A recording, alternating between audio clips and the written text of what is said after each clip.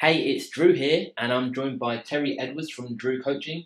And welcome to the three-part video series where Terry's going to be sharing with us how recruitment, staffing, and search firm owners can quickly add profits to their business and increase their cash flow within the next 90 days or less. Terry, how are you doing today? And thank you very much for joining us. I'm fantastic. Thank you very much for joining me, for asking me rather, and I'm really looking forward to sharing this with you. Great stuff. So, before we get into sort of all the strategies you're going to share with us today, can you just, I guess, give us sort of the background as to why you decided to put on this video series for us today? Yeah, sure. Drew Coaching, we work with owners and directors from around the world, and I can honestly say literally every day of the week we get phone calls, we get emails from clients who are frustrated, who are angry with some of the challenges they're facing right now. And I don't think it's fair, quite frankly, that that's going on. So what I want to do now is kind of put this together and help them overcome some of the challenges and frustrations that we're going to cover in due course. Okay, so in this video series, what are the particular challenges that you're going to be helping us solve today? Well, just stuff around price pressure. Recruiters are being. I'll go into a lot more detail, but they're under constant pressure with price pressure, underperforming consultants, the changing market, in-house recruiters. It's causing frustration. It's causing anger amongst some recruiters as well, and that isn't fair. And it's not their fault either. And the whole purpose is to resolve some of that. Yeah, and just to add to that, from my experience with the recruitment staff and search managers that I speak to, one of the big frustrations is getting that quick, explosive growth. So, yeah. You meet sort of recruitment staff and search managers who have been in business for a number of years, and they're maybe slowly ticking along, but they're looking to quickly take things to that next level and really break through their barriers, I guess. And also, cash flow as well is a big Yeah. problem. Even you can meet business owners that are doing well, sort of on paper, and the books are really good, but cash flow wise, things are really tight and are really frustrated and really sort of stuck where they are. And as well, sort of the flip side of things, you can meet recruitment staff and search managers who aren't doing very well.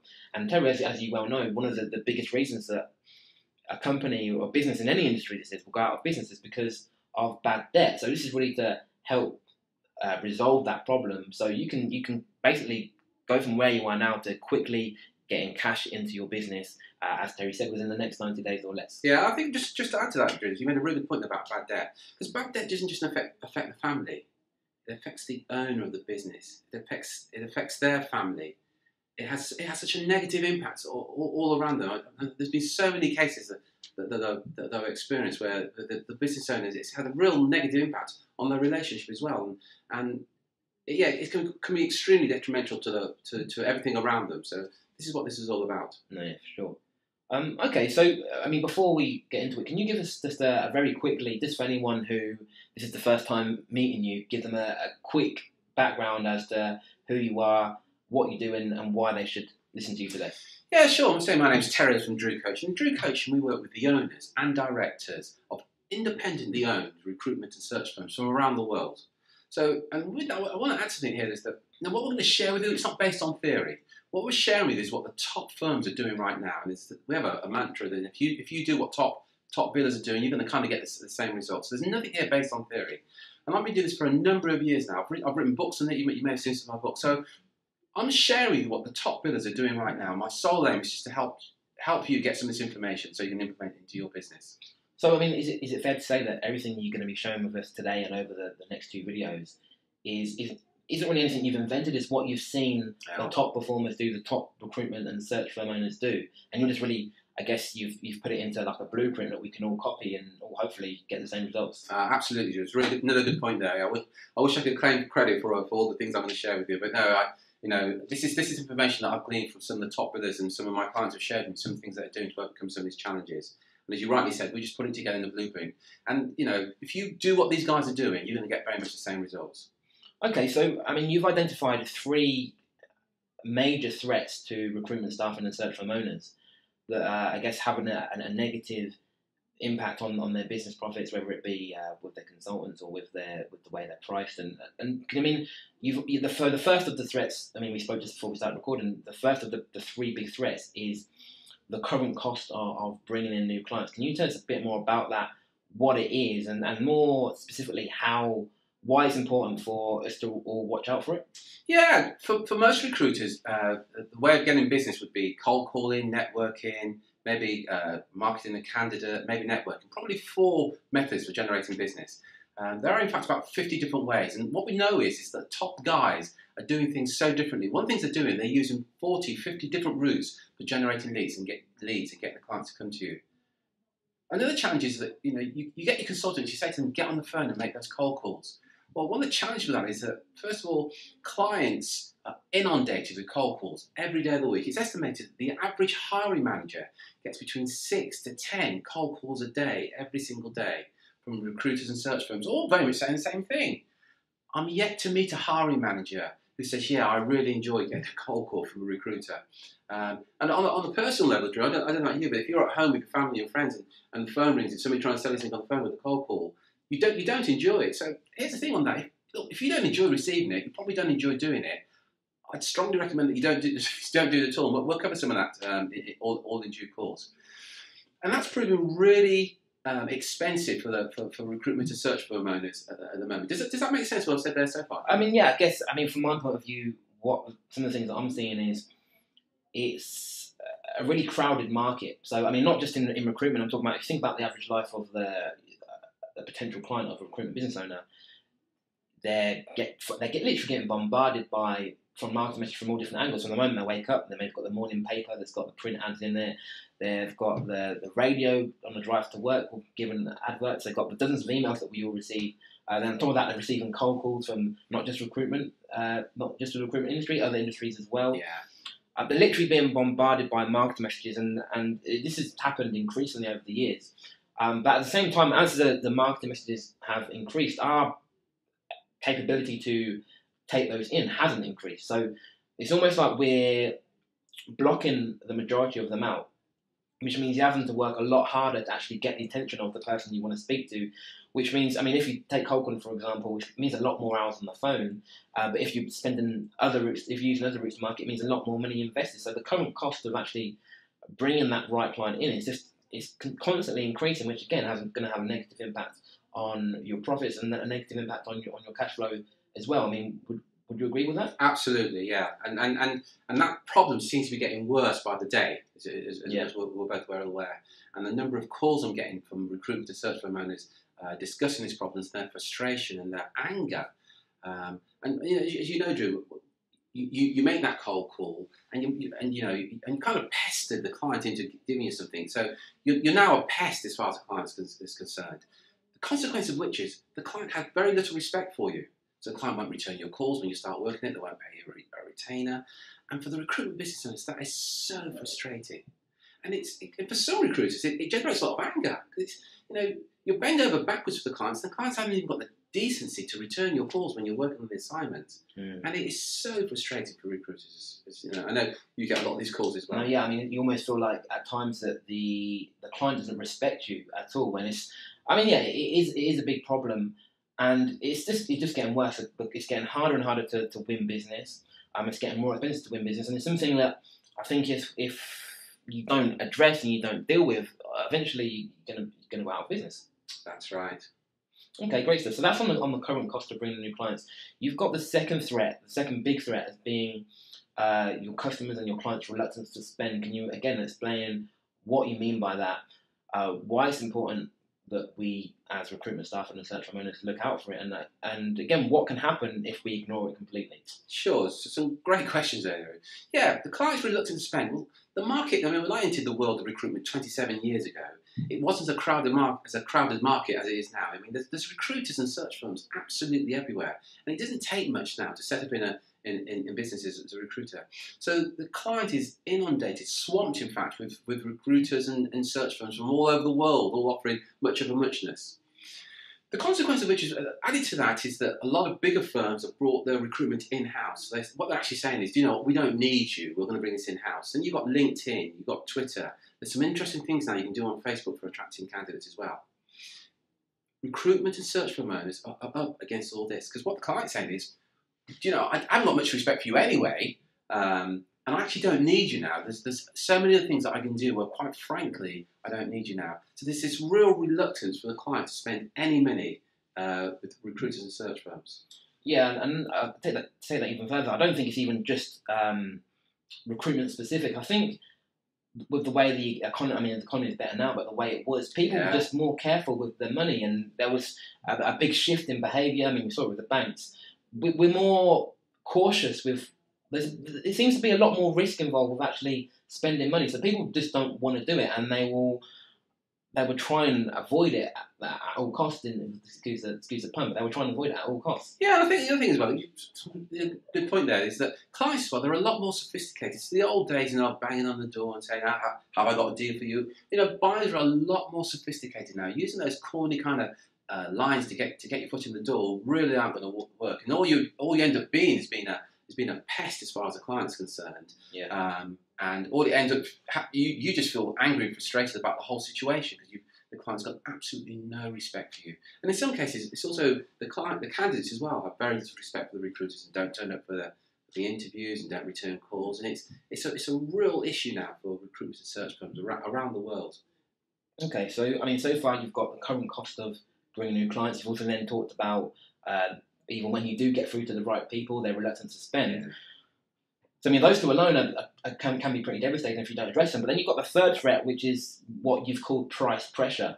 Again, can you explain what that is, why it's something we should look out for, and what are the implications if we don't address it and we don't deal with the price pressure? What can happen to our businesses? Sure.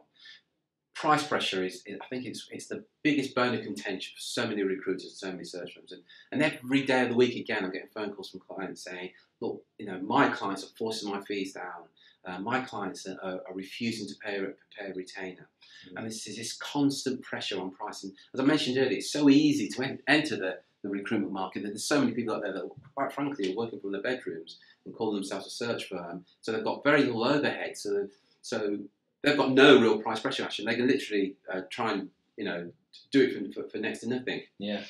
And again, the client's aware of that. So the recruiters talk to the client. The client's kind of sitting there looking at them, saying, "Do you know I can get this cheaper so many other places. I'm inundated with phone calls, all offering to do this a lot cheaper." And again, this impact it has. One of the biggest implications is not just on the business, but on the owners of the business. And so many stories I hear about how I've touched on it before, it impacts on the relationship with their loved ones and their children and so on.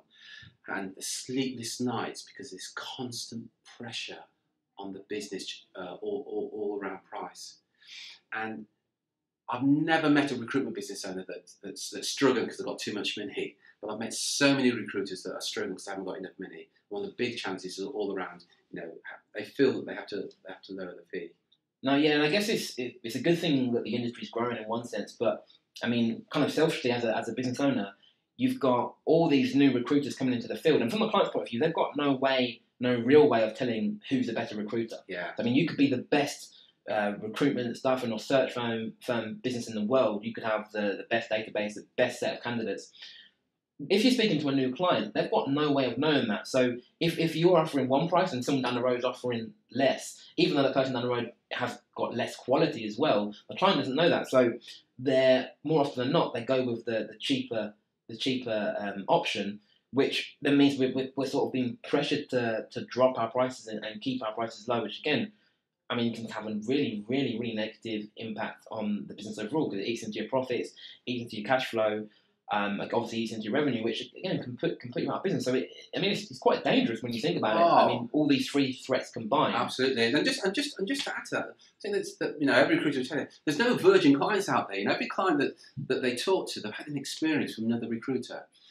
So they're ultimately trying to stand above the crowd, and for most recruiters, they don't know how to. Yeah, and there's this terrible impact, and not only I talk about the lack of money. It's the impact that lack of money has on their own self-esteem, and they question their own self-worth. Then, where they're going, what am I doing wrong? I work so hard, but yet I've got so little to show for it, and it is so sad, Drew. It really is. No, yeah, and there's almost an element of embarrassment as well at some level, because I remember not long ago I was speaking to a recruitment business owner based in London, not far from you, Terry, and one of the problems that he had was that because he owned a business, all his friends and family just assumed that he was doing well. I mean, there's sort of this, if you don't own a business yourself, look, if you're in a business, you're successful.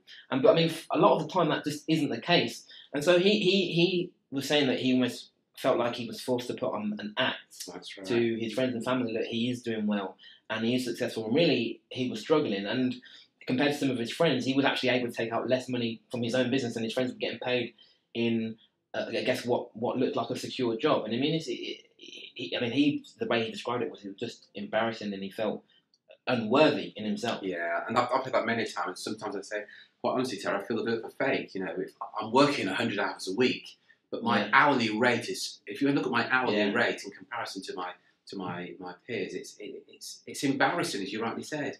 And unless you do things different, that's gonna remain the same. And so many recruiters, so many search firm owners, sadly, are in that situation right now. This embarrassment, this resentment, this anger, this it's not fair that their friends and their peers seem to be doing so much better than them. It really is very sad, true. Okay, the good news is it's not all doom and gloom, because, like, again, we spoke before we started recording. There are solutions to these threats. There are ways to protect yourselves against these having a negative impact on your business. So, can you tell us a bit more? If sort of I'm watching this and I'm experiencing some of these challenges, so I'm finding it harder to actually win business in. I'm finding it hard to speak to the right people. When I do speak to them, I'm finding it hard to get them to actually spend money and make the buying decision. At the same time, even when I do make the buying decision, I'm having to lower my prices as well. What can I do to protect myself against these threats and stop these having a negative impact on my business? But obviously, you mentioned a lot there. Me as an individual, but also my family as well. How can I protect myself against these threats? Yeah, well, I'd say, first of all, if you keep doing what you're doing now and it's not working, you're going to get pretty much the same result. So what I'd say to you immediately is kind of look at what you're doing now and look at doing things differently. Because if what you're doing now isn't working, you really need to do things differently. I mentioned this earlier. I'm yet to meet a recruiter who's struggling because they've got too much money, and too much business. But one of the mysteries is that, if I'm going to be successful, I've got to be the best recruiter. I've got to understand all the techniques about recruiting. I've got to attract the best candidates into my business and have the best consultants. And quite frankly, Drew, that's not true. See, the key to your success as a recruitment or search firm owner isn't how good you are at doing the job. It's how good you are at attracting clients and candidates. Think about it. If you could have all the clients coming to you when you want to come to you, wouldn't that solve all your problems right now? Wouldn't that eliminate the cash flow challenges that they're having now? Wouldn't that eliminate the embarrassment that you feel sometimes? If you had all the clients coming to you right now, wouldn't that eliminate all the anger and frustration that you feel right now? See, the point is, clients will buy from a recruiter or search firm when they're ready to buy, not when you as a recruiter or search firm are ready to sell to them. And it's just getting your head around that concept and accepting that the key to your success is the ability to attract clients, candidates, easily and effortlessly into your business. Because once you master that, you're in control of your own destiny. Does that make sense, Drew? Yeah, it does. So what I'm getting from what you're saying is the solution to all of this is one, to get better at marketing and your ability to attract clients in, but also the skill of business growth in general, and getting better at the skill of business growth. Because again, from my experience, you meet a lot of recruiters who they almost get caught up in the day-to-day running of the business. So which is very easy to do as a business owner. You have to run your business, but it's almost like they've got a job rather than a business, because they're spending time, again, it's when I'm saying spending time in the business, working in the business instead of working on the business, and they're not actually spending any time getting better at the skill of marketing, getting better at the skill of business growth, getting better at the skill of actually selling. They're just doing it and they're almost staying in the same place. So, again, this is a question to you. When's the last time you actually took time out of your business to get better at these things? Because from what Terry's saying here, if you don't, you're just going to end up in the same place. You're going to get caught up in a cycle of doing what you're doing day in, day out. And of course, if you keep doing the same things, you're going to get the same results as well. Yeah, it makes perfect sense. And that whole thing about, do you have a business or do you have a job? And let me just clarify what we mean by that. A business is whether you personally bill or not, and you have a really good income. A job is you bill and you have an income. Now, the challenge with a job is it's not sustainable. Because if you're not billing, you haven't got that income in. If you're not billing, you've got a cash flow problem. If you're not billing, you haven't got enough money. And it takes you back to where you were before. So it's really a massive shift in mindset. We say, right, I'm going to create a business now that's not reliant on my personal billings. But I'm going to create a business whereby I'm going to take a more strategic overview of the business. I'm going to master marketing. So whatever happens, I can control my own income. I can completely eliminate the famine and feast that so many recruiters and search firms have. Well, 1 minute they've got all this business coming in, and it's loads of money time, so to speak, and then they complete on those assignments, and it's like, now what? Now, if you're doing that right now, you know the pain and anguish that's causing you. You know the sleepless nights that's causing you. You know the negative impact that's having on your relationship. And as we both just said here, you really need to look at doing things differently and really look at creating a business rather than a job. Okay, so again, you've identified 3 key areas that any recruitment staff and a search firm owner needs to be looking at and needs to be focused on if they want to get this, as you said in the beginning, explosive growth. So I believe you've got something to show us on the whiteboard now? Absolutely, yeah. So Terry, this is your business growth formula. So this is, I guess this is the an average recruitment business. Can you just explain what these things are, just for? Yeah, sure. So typical. Let's say typical. This is just a formula, but this formula applies regardless of the size and number of clients you got. So this is just an example. Let's assume that you've got 10 clients, and let's say on average, each of these clients give you 5 job orders, or you make 5 placements with each of those clients each year. And let's say that your average fee is 10,000, or whatever your local currency is. What that equates to is 500,000, or $500,000 of your local currency per year. Does that make sense, Drew? Yeah. So what we've got is we've got 10 clients. Mm-hmm. So during the course of the year, you have 10 clients that you work with. Each one of those clients, on average, so some will be higher, I guess, some will be lower, but on average, they give you 5 job orders or 5 placements over the course of the 12 months. And on average, again, so again, some will be lower, some will be higher, but the average of all of these is 10,000. Each placement is worth 10,000. Absolutely, so yeah. Basically, what you've done here is you've got 10 clients times 5 for 5 placements times 10,000, which has given you the yearly business revenue, which is 500,000 of pounds or dollars, depending on what your local currency is. Is that right? Absolutely. So, Sorry. And again, I mean, these numbers, depending on who is listening to this, the numbers are going to vary. So some will have more clients, but you can very quickly work out the average. You can work out your yearly turnover by doing these numbers in any business. What should we do if we want to grow? We want to grow the business. What areas should we be looking at? Because I mean, you said before, there's 3 areas to grow the business, right? There's 3 areas to grow the business, and I know from experience that we tend to only focus on one. So if I got a room full of recruitment staff and search firm owners and said, look, you've got it's a life or death situation here. You need to grow your business. What are you going to do? All of them would say, get more clients or get more customers, and that's the only thing they focus on. So can you tell us a bit more about, I guess, what these 2 are and why we should be looking at them as well? Yeah, and you've made a really good point there. Everybody will look at, well, we're going to get new clients. And one of the questions we always ask our clients is if we could help you overcome the number 1 challenge of your business right now, what would that be? And they always say, more clients. Yeah. But saying more clients, they're kind of missing out on 2 other things that they should be looking at. So sure, and let's look at that. Let's say, hypothetically, that you increase the number of clients. But what if you then also, this is right, the number of clients we got, we're going to increase the number of orders or job orders or placements we make with them each year. And how would it be if you also increase your average fee with them? Or they increase the average fee that they paid you each year? What impact would that have on your business? So let's look at those numbers there and say what we've got there is $500,000, as Drew said, of whatever your currency is.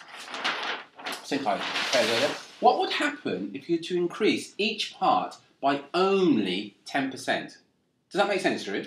Yeah, so we're going to across the board. So I guess going back to the last slide, people only tend to focus on the number of clients they have, and as we said before, they've got the cost of getting them clients is increasing. They've got the customers reluctant to spend, and they've got price pressure. It's all stopping them doing this one thing. Yeah. So what you're saying is you need to focus on all 3 things simultaneously. Yeah. And what you've got here in an example, if they just increase each one by 10%. 10%. So 10%. From 10, you now go to 11 clients. Okay, so if you've got 10 clients to begin with, and then you increase that by 10%, then that, of course, goes to 11. Obviously, that number would vary depending on how many clients you've got, but we're just increasing the number of clients you have by 10%. Yeah. Yeah, so this is the number of job orders, stroke placement. So previously they were giving you on average 5 each per year, and you increase that by a mere 10%. Yeah, so that's now 5.5, and you increase your fee, your average fee. I'm going to emphasise on it here. It is your average fee, because whatever happens in most search firms or recruitment firms, they tend to have some clients that are paying below the average. Yeah. And if you were just to go and look at those clients that are paying below the average and increase those fees, and it's surprisingly a lot easier than you actually realise. When our clients focus in and hone in on actually increasing the average fee, that's made a dramatic difference. But what I was saying here, let's just increase the average fee by 10%. I want to emphasise here as well. It's 10% of the placement fee, not, so if you're normally charging 18%, you're going to put it up to 28%, because of course that is a lot more than 10%. So it's 10% of what the final fee is. Can make a massive difference. If the average fee at the moment is 10,000, you're saying we'll increase that by 10%. It's now 11,000. Does that add up for you, Drew? No, yeah, it doesn't. I guess it's not really a big ask to increase each one by just 10%. It's not huge numbers. So I mean, we looked at before the business revenue if was 500,000. What would the business revenue be if we've increased it by 10%, each one by 10%? 665. Wow. That's an increase, a massive increase of 33%. Wow. So look at those numbers there. 10% on each of those gives you a staggering 33%. Isn't that unbelievable what you can just do? No, it is. And I guess for me, what's brought home the importance of focusing on all three, because you say to recruitment staff and search remote, you need to increase your client base by 30%. And there's always some disbelief there and discomfort, because, I mean, that's one one area that they struggle with, getting more clients, and now I'm saying you need to increase it by 30%. A lot of them although we can show them things to make it happen and make it a lot easier, it's a big ask. Yeah. It's even going from just 10 clients to 13 is a big deal. But what you're saying is if you focus on all three all three equally and only increase them a little bit, so 10%, we're going to get a 33% increase of the overall business revenue, which, again, who doesn't want a 30% increase? And again, for not really much work, you've only got one extra client, so it's not over the course of the year. So it's not even like you're working 33 times as hard. In effect, I mean, you're still only working 10% as hard. Right. And that figure there of 665. Remember, previously it was half a million. It's now 665. So no additional staff, no additional overheads. What would that do to your profit? What would that mean? That additional 33% or 165,000. What would that mean to your personal back pocket? What would that mean to your family? Makes you think, doesn't it? Just by increasing it by 10%.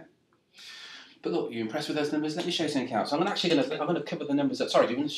Yes, I know one of the problems that you have when you first meet recruitment, staffing and search remote is that we talk about doubling their business revenue, and there's almost an element of disbelief there, especially if they've been struggling to begin with.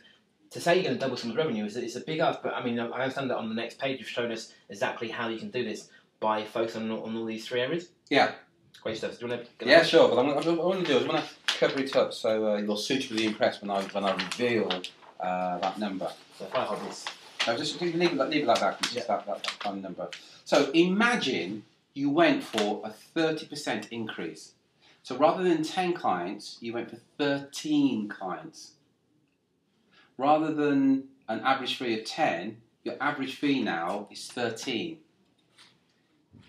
And 30% of 5 is now 6.5 a job order. Does that make sense so far, Drew, what I said there? Yeah, so we've gone from basically right at the beginning we had 10 clients, we've now increased that by 30%, we've got 13. The average job order or the average placement fee was 10,000, we've increased it again by 30%, so it's now 13,000. And the job orders that we started with was 5, and we've increased that by 30%, which is 6.5. That's right. So this is a business that previously was doing 500,000 of your local currency. Well, have a look at these numbers now. That's a staggering just over 1 million of your local currency. So you've actually more than doubled the revenue that we started with in the beginning just by increasing these by 30% over the course of a year. Yeah. Which isn't... I mean, it's a lot harder than increasing by 10%, but then it's still not huge numbers. It's still not a big jump, is it? Yeah, no, look, here's a question for you. If you've got 10 clients right now, do you think it's possible you could acquire 3 more clients over the next 12 months? Really? But do you see that? And that's what we're doing here. What we want to emphasise here. Please go in and do the numbers on your business. That's only 30%. That's only 3 more clients. And play around with the numbers. What if you were to increase it by 20% in each of these as well? Or what if your average placement at the moment is 10,000, and you increased it to, I don't know, 11,500? What would that mean to you? And you've got more job orders from your clients as well. What would that mean to your business? What would that mean to you on a personal level? So what I'm getting here, I mean, just to relate these back to the 3 threats that you talked about in the beginning, if we combat the threat of the increased cost of bringing new clients and we actually get better at bringing new clients, we're going to solve this problem. We're going to be able to get more clients in, right? If we get rid of the price pressure and we're no longer being forced to keep our prices low, we're going to be able to increase our fee by 30%, the average fee. Because it's not even the fee of every client, is it? It's just the average of overall. Right. So some are going to be lower than this, some are going to be higher than this, but you've just increased the average fee. And again, if we get rid of your customers and your clients' reluctance to spend, so now they're more willing to give you more job orders for the fee that you're asking for, it's going to be relatively easy to increase this by 30%, and it's going to give you an over 100% increase in your yearly revenue right now, which, again, I don't know anyone that wouldn't want that. That's right. And look, as I said on the previous page, no additional overheads, but now you've got a business that's doing just over $1 million as opposed to $500,000. What would that mean to you on a personal level in terms of your personal income? Makes you think, doesn't it? Go and have a look at the numbers and see what you come up with. Thanks, Terry. Great stuff. Terry, again, this has been really eye-opening. Really, thank you very much for sharing this.